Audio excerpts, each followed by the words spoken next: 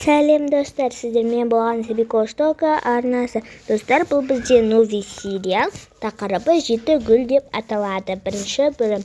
Сіздерге бұл сериал ұнап жатса, менің еңбегімді бағалап лайктарыңызды басып, подписканы басып, колокольчикті басып кеттіңіздер. Ал ендеше біз бастаймыз. Кеттік. Классқа қандай тамақ жасасам болады екен? Холодильникті көрейінші, не бар екен өзі? Лағман бар екен ғой. Осыны жасай салайын. Анашым, сіз тамақ істейін деп жатырсыз ба? Я, қызым, не болып қалды? Қарындарың ашты ма? Онша ашпады. Бірақ істей беріңіз.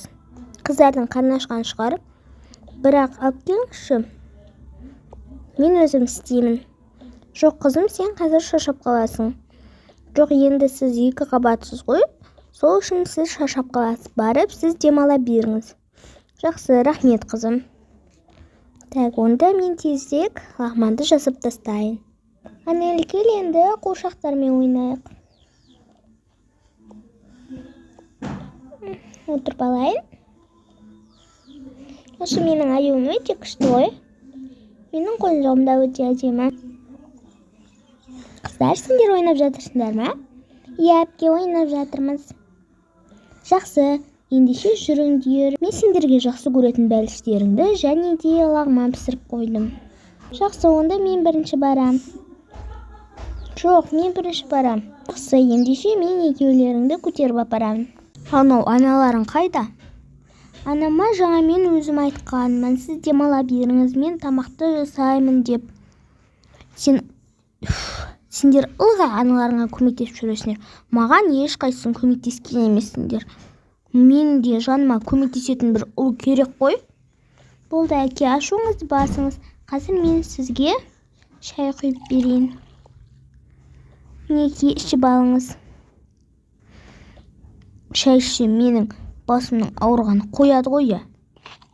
Тамақтарыңның да тұзы өте ащы. Сендердің тамақтарың маған керек те емес. Аналарың істесін тамақты.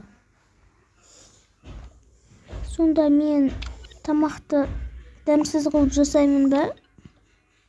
Қыздар, сендер өздерің отырып тамақтарыңды жей беріңдер. Не болды өзі? Сен естімедің бе? Әпкеме әкем ұрысты. Не деп ұрысты? Сен осы жерде естіп отырған жоқсың ба? Тұзы ащы, тамақтарың жаман деп ұрысты. Ал әпкеме ол қатты ауыр тиді. Жақсы онда. Онда мен тезірек тамағымды жеп алайын. Неге әке тұзы ащы деп айтты? Өте дәмді ғой. Білмеймін. Сен соған жарайды деп отыра бересің ба? Менің де тәбетім болмай тұр. Жақсы, онда жүр кеттік. Ойнайық. Осы біз деген әкемізге ешқашан керек емеспіз. Керек те болмайтын шығармыз. Бізді ешқашан жақсы көрген емес. Әлі жақсы көрмейді де. Сен де жылай бермес шыныма тиіп. Қыздар, не болып қалды? Қызым, сен неге жылап жатырсың? Енді анашым жаңа мен әкеме лағман тамағын істеп беріп еді, маған тамағың жаман, тұзы ащы деп ұрсып берді. Жаным, қызым, жылама болды. Енді әкеңді түсінесің ғой, егер көңіл болмай тұрса, мен сені саябаққа апарайын, жүр кеттік па, мұздақ алып берейін. Жоқ, анашым, мен ондай кішкентай қыз емеспін ғой. Жыламаш болды. Қазір мен әкемен өзім сөйлесіп қайтамын. Осылар аналарына ылғи көмектесіп жүреді де, маған көмектеспейді де. Маған көмектесетін де бір ұл керек қой.